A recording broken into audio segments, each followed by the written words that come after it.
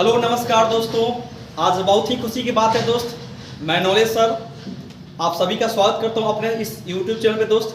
और आज सबसे जो खुशखबरी है जो मैं आपको सुनाने जा रहा हूं, मेरे सामने वो खुशखबरी खड़े हैं, आप देख सकते हैं। जो ये कोई परिचय का मुहताज नहीं, सब लोग जानते हैं इस क्षेत्र में, चाहे वो पढ़ाई का क्षेत्र हो या मारपीट का हो या बदमाशी का हो, सब लोग जानते हैं इनको, हर कोई जानता है क्योंकि इनका नाम कोई छुपा हुआ नहीं है। और आज इनके मुंह से आप खुद सुने, मैं बताऊंगा तो आप बोलेंगे सर जी प्रशंसा कर रहे हैं। नहीं, मैं आज बहुत खुश हूं कि ये बंदा फर्स्ट टाइम में गांव से रहकर कहीं शहर नहीं गए, फर्स्ट टाइम फर्स्ट चांस में नेवी इन्होंने क्रैक किया। इनका ज्वाइनिंग लेटर भी है, आप चाहे तो देख भी सकते हैं, बट इनका नाम है प्रशांत कुमार, आप मिल भी सकते हो, यहीं के भगवानपुर का। ठीक है दोस्त, तो जस्ट अब आप लोग इनको सुनिए कैसे ये अपना स्ट्रेटजी क्या बनाए, क्या प्लान बनाए, कैसे पढ़े, कब तक पढ़ते थे, कौन सा सब्जेक्ट पढ़ते थे, जो कि फर्स्ट टाइम में ही दोस्त इन्होंने नेवी को क्रैक किया। ओके, तो अब आपके सामने रूबरू होंगे और आपको बताएंगे अपने प्लान के बारे में मिस्टर प्रशांत कुमार सिंह। ओके, तो मिलते हैं इनसे जोरदार तालियों के साथ।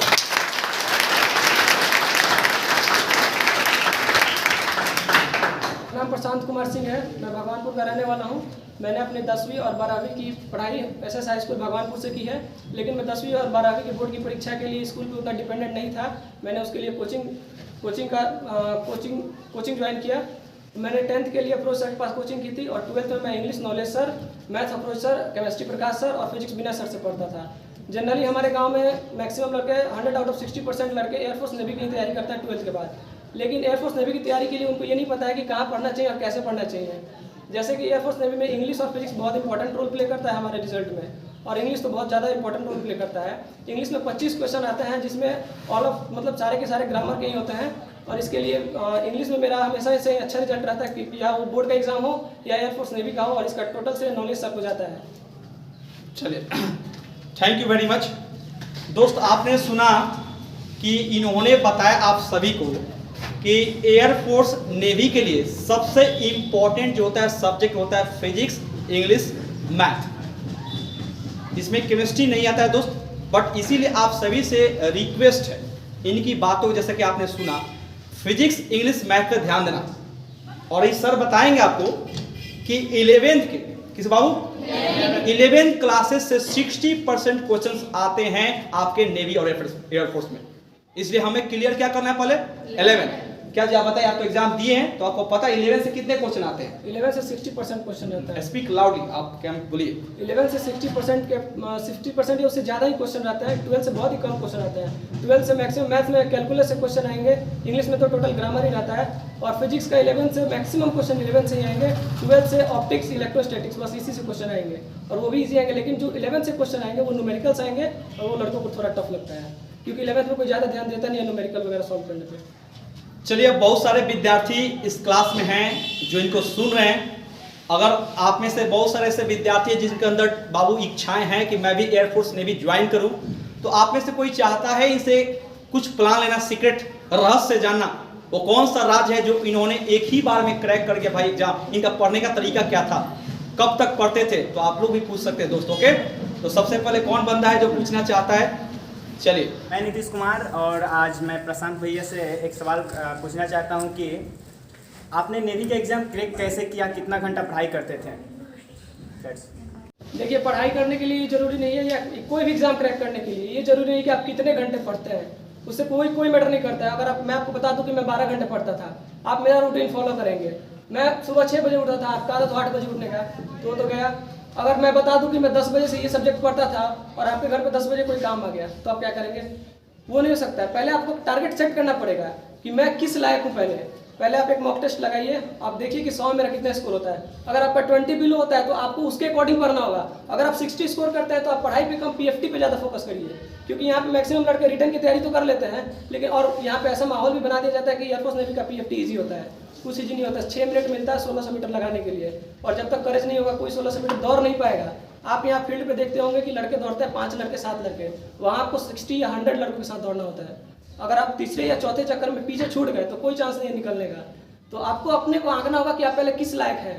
अगर आप 25 से भी बिलो रहता है, 30 से भी बिलो रहता है, तो आपको जरूरत है 12 से 14 घंटे पढ़ने की। लेकिन आप पहले ही 50 स्कोर कर दे रहे हैं, 60 स्कोर कर दे रहे हैं, तो आपको पीएफटी या मेडिकल बच्चों को एक्सप्लेन करके बताइए पीएफटी का मतलब क्या होता है।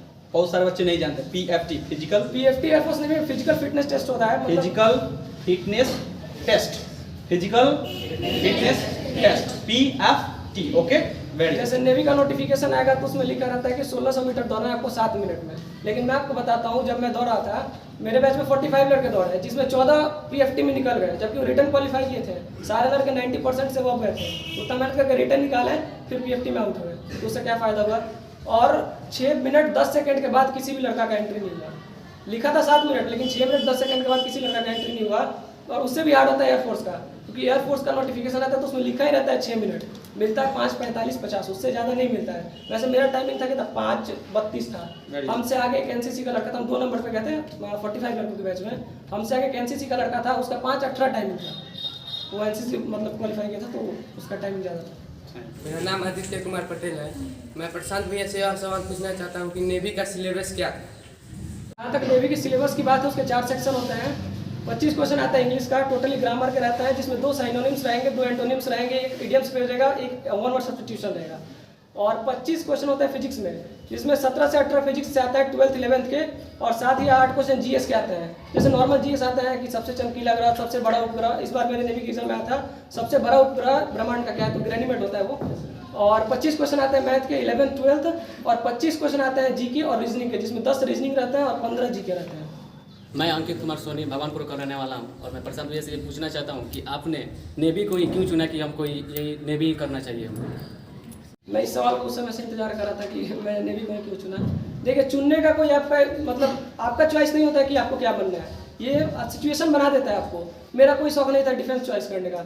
मैं इंटर में मैंने मैट्रिक में भी 75.6% लाया था, और इंटर में 90.04%। मेरा कोई पर्पस नहीं था कि मेरे को डिफेंस में ही जाना है। जब मैं 12th में पढ़ता था तो सर भी बताते थे कि एयरफोर्स ऐसे क्रैक होगा, नेवी ऐसे क्रैक होगा। मैं पढ़ता था, सर जो पढ़ाते थे, लेकिन सर जो बताते थे वो मतलब उस पर ध्यान नहीं देता था, इधर झगड़ा उधर झगड़ा। उस टाइम उतना ये नहीं करता था कि हाँ केस भी होगा तो चलो हमको तो इसमें करना नहीं है। लेकिन सिचुएशन कुछ ऐसी आ गई, जैसे फैमिली बैकग्राउंड, इसमें कोई शर्म की बात नहीं है, मतलब मेरी फैमिली बैकग्राउंड थोड़ी कमज़ोर है, तो उतना तो पैसा है नहीं कि इंजीनियर डॉक्टर बन जाएंगे। तो इसीलिए मैंने ये नहीं चुना था कि मेरे को नेवी में ही जाना है, बस एयरफोर्स नेवी या आर्मी कोई भी मेरे को मिल जाए, मेरे को उसी में जाना है बस। बहुत बढ़िया। देखिए बहुत, अब ये कौन मेरे स्टूडेंट है जो कल आए थे, विजेंद्र कुमार सिंह पेपर पांति के, आपको मिलवाएंगे। उनका नाम है विजेंद्र कुमार सिंह, नेवी AA में है, पेमेंट है 82,000 82,000, और अभी वो UPSC की तैयारी करें। क्या दोस्त? UPSC। तो दोस्त, अगर आपका फैमिली बैकग्राउंड कमजोर है तो पहले आप कोई ना कोई एक, जहाँ से आपके पिताजी माता पिता खुश है, आप कोई ज्वाइन कर लीजिए सेक्टर, और उसके बाद आप तैयारी करना चाहते हैं BPSC UPSC कुछ भी कीजिए, वो आप पे डिपेंड करता है, ताकि आपका भी फैमिली क्या है, फ्री है फाइनेंशियल प्रॉब्लम से, और आपको जो ड्रीम है फुलफिल कीजिए। ठीक है, ऐसा नहीं कि हम एयरफोर्स हमारा ड्रीम नहीं है, ड्रीम होता नहीं है, वहां से जाकर जो ड्रीम पाना है पा सकते हैं। ठीक है, मेरा नाम अर्चना कुमारी है, और मैं आपसे जानना चाहती हूँ कि आप किस सब्जेक्ट पे सबसे ज़्यादा फोकस करते हैं। ठीक है, सब्जेक्ट पे फोकस करने का मतलब ये कोई ऐसा नहीं होता है कि मेरे को किस सब्जेक्ट पे ज़्यादा फोकस करना है। आप स्ट्रॉन्ग किस सब्जेक्ट में और वीक किस सब्जेक्ट में है, ये डिसाइड करेगा। जैसे मेरा मैथमेटिक्स से इंग्लिश ठीक था तो मज़ा आता था, मैथ बनाने में मज़ा आएगा, इंग्लिश में क्वेश्चन बनेंगे। जैसे इंग्लिश के लिए सबसे अच्छा एक आता है मिरर ऑफ कॉमन एरर, जब मैं सॉल्व करता था तो वो सॉल्व हो जाता था, तो उसमें मज़ा आता था, तो इंटरेस्ट नहीं मिलता था, छोड़ देता था। मेरा केमिस्ट्री बहुत वीक था, और केमिस्ट्री में मेरा सबसे कम मार्क्स था 12th में 85 नंबर, वो भी शायद सर कोचिंग से निकाल दिए, झगड़ा किए थे 4 महीने पहले, इसी से कम आ गया। तो केमिस्ट्री मेरा सबसे कमजोर था, तो मैं ज़्यादा देर केमिस्ट्री पढ़ता था। मैथमेटिक्स आधा घंटा या 45 मिनट पढ़ता था तो हो जाता था। और इंग्लिश में तो सर जो क्लास में पढ़ा दिए, सर आप लोगों को एक पेज देते होंगे 12th क्लास में जब टेस्ट लेते होंगे, अगर आप सिर्फ वो पेज याद करके चले गए तो आप 75+ स्कोर कर देंगे सिर्फ उस पेज से ही। तो ये डिसाइड नहीं करता कि आपको कौन सा सब्जेक्ट, आपका जो सब्जेक्ट वीक है आप उसको ज़्यादा देर पढ़िए, और जो स्ट्रॉन्ग है उस पर ज़्यादा ध्यान मत दीजिए, बस उसको मेंटेनेंस में रखिए, रेगुलरिटी में रखिए, बस रेगुलरिटी सबसे बड़ी चीज़ होती है। मेरा नाम ब्रजेश कुमार है। प्रशांत कुमार सिंह से यह पूछना चाहता हूँ कि आपने अभी क्या एग्जाम तो क्रैक कर लिए, मुझे एयरफोर्स के बारे में जानना है, मतलब हाइट कितना लगता है, पढ़ाई कितना करना पड़ता है, क्या क्या सब्जेक्ट चाहिए एयरफोर्स के लिए। देखिए, एयरफोर्स में भी 2 ट्रेड होते हैं, एक X ग्रुप का होता है और एक Y ग्रुप का होता है। तो X ग्रुप वाला आपका टेक्निकल होता है, तो उसका सिलेबस होता है मैथ, फिजिक्स और इंग्लिश। और Y ग्रुप का आपका इंग्लिश सेम रहेगा, जो X ग्रुप में क्वेश्चन आएगा 20 क्वेश्चन, वही Y ग्रुप में रहेगा। अलग से रागा जुड़ जाता है reasoning ability and general awareness, तो वो 30 नंबर का होता है और इंग्लिश 20 नंबर का होता है। ये तो उसका सिलेबस है। आपने पूछा एयरफोर्स के लिए हाइट कितना चाहिए, तो मिनिमम हाइट 155 सेंटीमीटर चाहिए, 75 के अप्रॉक्स में चेस्ट चाहिए और 5 सेंटीमीटर एक्सपेंशन होना चाहिए। ये बहुत इंपॉर्टेंट होता है क्योंकि नेवी में अभी मैं गया था तो एक लड़का नहीं कर पाया, एक दो लड़के थे जो ऐसा नहीं कर पाए, एक्सपेंशन नहीं कर पाए। उनका चेस्ट 90 सेंटीमीटर था लेकिन 95 नहीं हो पा रहा था। तो ये बहुत जरूरी होता है, चेस्ट में 5 सेंटीमीटर का एक्सपेंशन होना चाहिए। और PFT, जैसा कि PFT की बात है तो मैंने आपको बता दिया है, लेकिन एयरफोर्स एक्स की तुलना में नेवी 60% तक टफ होता है। एयरफोर्स में आपके थ्योरेटिकल क्वेश्चन ज़्यादा आते हैं और नेवी में न्यूमेरिकल ज़्यादा आते हैं। और एयरफोर्स का शायद इस बार मेरा एग्जाम था 12 जुलाई को, उसका रिजल्ट 8 तक आने वाला है, देखते हैं क्या होता है। सबसे पहले मैं आपको कॉन्ग्रेचुलेट करना चाहूँगी कि आप हम लोग के लिए एक इंस्पायरेशन बने। हमारा मेहनत ही हर चीज़ नहीं होता, बट इंस्पायरेशन भी बहुत ज़रूरी चीज़ होता है। As even then I am a girl but I also want to join defence. So आपने तो डिफेंस ज्वाइन कर लिया है, तो क्या आप क्या कहना चाहेंगे डिफेंस के बारे में? मतलब क्या ये ठीक है लड़कियों के? हाँ। सबसे पहले थैंक यू, बहुत से लड़कों ने क्वेश्चन किया लेकिन अभी तक कोई कॉन्ग्रेचुलेट नहीं किया था। आप कॉन्ग्रेचुलेट की, इसके लिए बहुत बहुत धन्यवाद। आपने कहा कि इंस्पिरेशन की जरूरत होती है, ये बात सही है, तैयारी करना बड़ी बात नहीं होती है। सब बहुत लड़के तैयारी करते हैं। इस बार एयरफोर्स एक्स ग्रुप में 6000 वैकेंसी है, उसके लिए 7 लाख फॉर्म अप्लाई हुए हैं। तो ऐसा नहीं कि सब किसी का निकल जाएगा। एक इंस्पिरेशन होना चाहिए। जैसे मेरा कोई ये नहीं था, मेरे पास बहन की शादी है, इसके लिए मेरा इंस्पिरेशन यही था कि भाई अगर मेरा नौकरी नहीं हुआ तो बहन की शादी में दिक्कत होगी। बस मेरे माइंड में, मैं जब रनिंग कर रहा था, मेरा तीसरा राउंड चल रहा था, मैं बताता हूँ आपको 45 लड़कों में मैं सबसे पीछे रह गया था। उस दिन मेरे को फीवर हुआ था, लेकिन फिर मेरे दिमाग में बस यही बात चला कि अगर मेरा नहीं होगा तो मेरी बहन की शादी में दिक्कत होगा। तो बस यही मेरा इंस्पिरेशन था। और आप बोले कि डिफेंस लड़कियों के लिए, नेवी SSR का फॉर्म आएगा तो पहले लिखा रहता है कि फीमेल्स अलाउड अलाउड। एयरफोर्स में भी फीमेल्स XY में शायद फीमेल्स अलाउड नहीं होगी। आप डिफेंस की बात करें तो SSGD का भी एक फॉर्म आया है, उसमें फीमेल्स का अलाउड होता है। तो डिफेंस अच्छा है, अगर आपको चॉइस करना है, आपको चुनना है तो आप चुन सकती हैं। SSGD का है 22,000 वैकेंसीज है, तो उसमें अगर आपको, लेकिन आप अभी अप्लाई से 10th में अप्लाई कर सकती हैं उसको। मैं अपनी सफलता के लिए बहुत बहुत धन्यवाद देना चाहूँगा नॉलेज सर को। और नॉलेज सर को मैं इसी सफलता के लिए, मैं 12th में भी मेरा इंग्लिश में बहुत अच्छा मार्क्स था, इंग्लिश में सबसे अच्छा मार्क्स था। उसके बाद से मैंने एयरफोर्स एक्स ग्रुप का एग्जाम भी एक बार क्वालिफाई किया है, उसमें भी मेरे 20 में 19 या 18 क्वेश्चन सही थे। इस बार भी मैंने एयरफोर्स का एग्जाम दिया है तो इंग्लिश में मैंने 20 में 18 अटैम्प्ट किए हैं, जिसमें शायद मुझे लगता है वो सभी सही हैं। और नेवी में भी मेरा रिजल्ट हुआ है तो उसमें इंग्लिश का सेक्शन ही सबसे अच्छा गया था। इस पूरे मतलब जर्नी में सबसे इंपॉर्टेंट रोल अगर कोई प्ले किया है तो नॉलेज सर किया है, क्योंकि मैं पहले बहुत बिगड़ा हुआ लड़का था, मेरे को कोई मतलब नहीं था पढ़ाई लिखाई से। लेकिन नॉलेज सर के पास आता है तो वो बहुत समझाते थे, मतलब 1 घंटा 2 घंटा समझाते थे और ऐसी बात बोलते थे कि जो हट होता था। घर पे जाकर सोचना पड़ता था, मैं किसी की बातों को सोचता नहीं हूँ, कोई कुछ बोलते मेरे को मतलब नहीं उससे। लेकिन नॉलेज सर कभी कभी बोलते थे कि तुम पास नहीं होगे, नौकरी नहीं होगे। तो इसका मतलब ये नहीं था कि वो मुझसे जलते थे, वो मेरे को ट्रैक पे लाने के लिए करते थे और बाद में वो आकर लेके आ गए मुझको।